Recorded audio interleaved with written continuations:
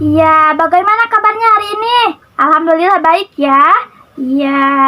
Sebelum kita memulai pembelajaran pada hari ini, alangkah baiknya kita berdoa terlebih dahulu. Berdoa di dalam hati dimulai. Berdoa selesai.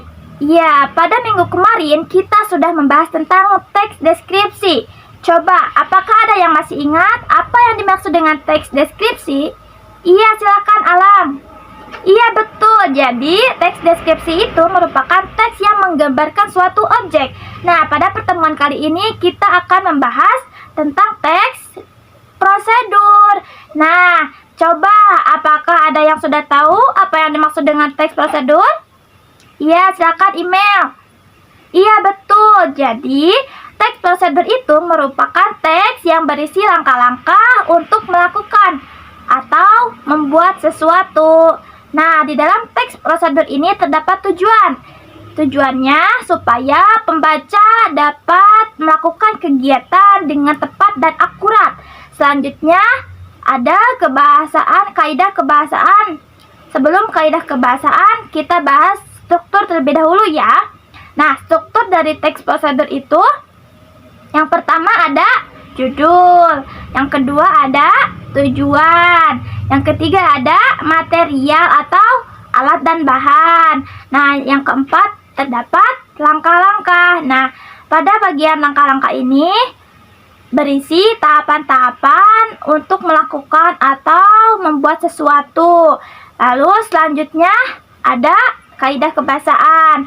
Nah, kaidah kebahasaan teks prosedur yang pertama itu ada kalimat perintah atau kalimat imperatif. Contohnya, masukkan, aduklah, masukkan mie ke dalam air yang sudah mendidih. Nah, itu termasuk kalimat perintah atau imperatif.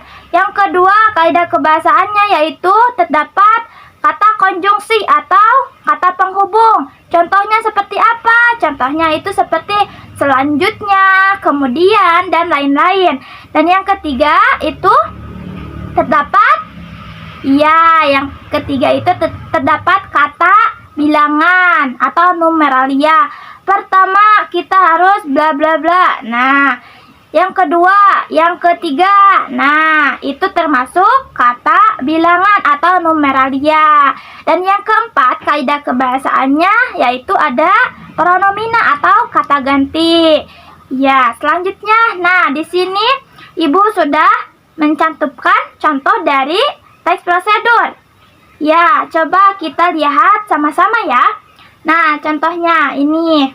Ya, coba judulnya itu apa? Ya, cara memberi makan dan minum sapi. Kemudian tujuannya itu apa? Iya, betul. Kemudian ada langkah-langkah. Iya. Selanjutnya, nah ini ada contoh yang kedua. Nah, coba kita analisis bareng-bareng ya. Ya. Coba dari struktur yang pertama itu harus ada judul. Coba judulnya itu apa? Iya, betul. Iya, betul. Terus yang selanjutnya yang kedua itu ada tujuan. Nah, coba bagian tujuannya itu yang mana? Iya, betul. Nah, yang ketiga terdapat material atau alat yang dibutuhkan. Iya, betul. Nah, yang keempat berisi langkah-langkah. Nah, di sini sudah ada langkah-langkah. Namun, langkah-langkah di sini sudah Ibu acak. Coba kita urutkan yang pertama itu seharusnya apa? Ya, seharusnya basahi tangan terlebih dahulu. Kemudian setelah dibasahi, ya, diberi sabun. Setelah diberi sabun, bersihkan bagian bawah kuku supaya bersih. Setelah dibersihkan, dibilas dengan air. Kemudian yang terakhir, keringkan. Iya, selesai. Nah, selanjutnya Ibu akan memberitahu kalian bagaimana atau apa saja tahapan-tahapan menulis teks deskripsi. Nah, Tahapan-tahapannya yaitu yang pertama harus menentukan judul terlebih dahulu. Setelah menentukan judul, kita harus membuat tujuan. Tujuannya itu untuk apa? Selanjutnya setelah menentukan tujuan, membuat daftar alat dan bahan yang dibutuhkan. Selanjutnya menyusun langkah-langkah yang harus dilakukan. Selanjutnya yang terakhir yaitu berisi penutup atau kesimpulan. Nah, pada bagian penutup atau kesimpulan ini bersifat opsional. Jadi bisa ada dan bisa juga tidak ada. Iya, selanjutnya Ibu akan memberi tugas kepada kalian. Tugasnya yaitu membuat teks prosedur dengan tema kegiatan atau aktivitas fisik yang sering kalian lakukan atau yang sering kalian jumpai dalam kehidupan sehari-hari. Ibu beri waktu 5 menit ya. Ya, oh iya sudah. Ya, jika kalian sudah selesai membuat teks prosedur, kalian bisa kumpulkan di meja ibu. Baik. Nah, coba siapa yang ingin menyimpulkan pembelajaran kita pada hari ini? Iya, silahkan. Iya, jadi kesimpulannya kita telah membahas tentang teks prosedur. Teks prosedur itu merupakan teks yang berisi langkah-langkah. Teks yang berisi langkah-langkah untuk membuat atau melakukan sesuatu.